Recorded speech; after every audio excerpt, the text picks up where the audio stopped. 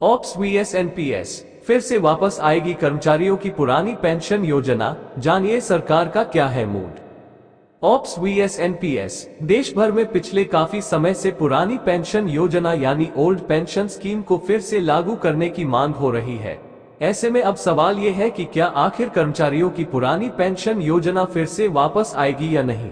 आए नीचे खबर में जान लेते हैं इस पर सरकार का मूड।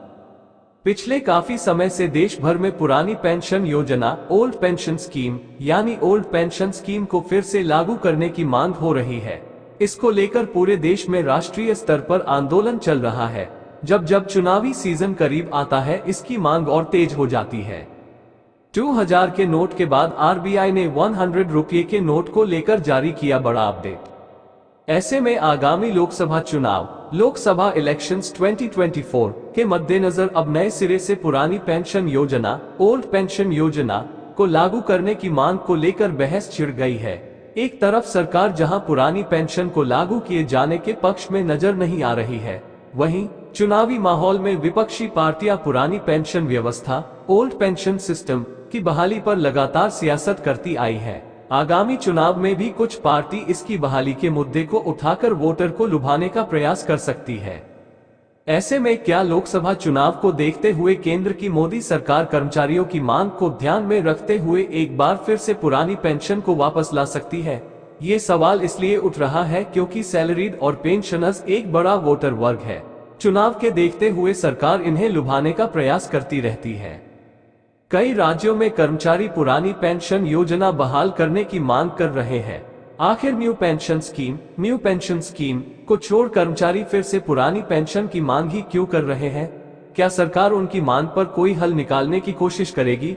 अगर देश भर में एक बार फिर पुरानी पेंशन योजना लागू हुई तो सरकारी कर्मियों को कौन कौन से फायदे होंगे? इन सभी सवालों के जवाब हम आपको देने जा रहे हैं। विस्की, ज्यादातर लोग नहीं जानते शराब पीने का सही तरीका, एक्सपर्ट ने दी राय।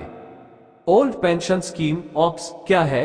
पुरानी पेंशन योजना यानी ओल्ड पेंशन स्कीम ऑप्स के तहत सरकार साल 2004 से पहले कर्मचारियों को रिटायरमेंट के बाद एक निश्चित पेंशन देती थी।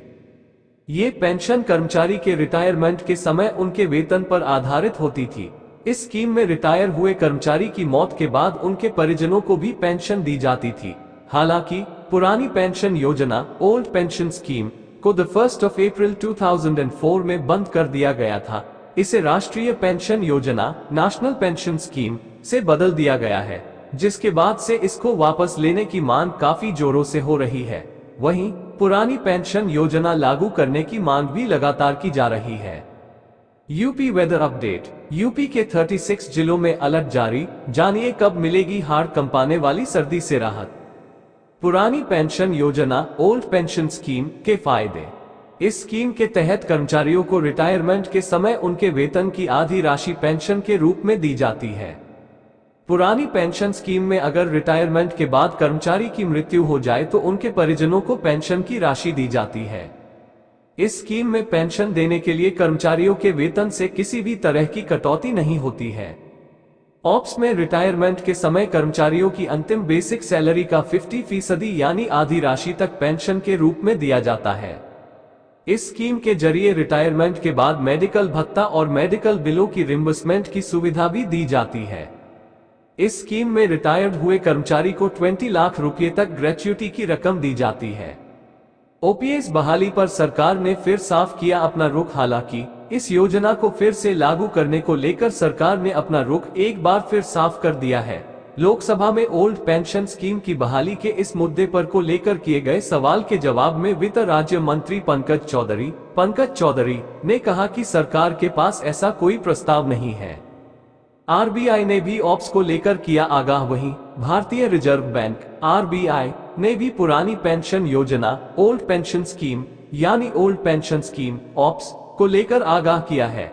आरबीआई ने कहा है कि इसे लागू करने से राज्यों के वित्त पर काफी दबाव पड़ेगा और विकास से जुड़े खर्चों के लिए उनकी क्षमता सीमित होगी। आरबीआई की रिपोर्ट में कहा गया है कि इस प्रकार राज्यों के पुरानी पेंशन की ओर लौटना पीछे की तरफ जाने की दिशा में एक बड़ा कदम होगा।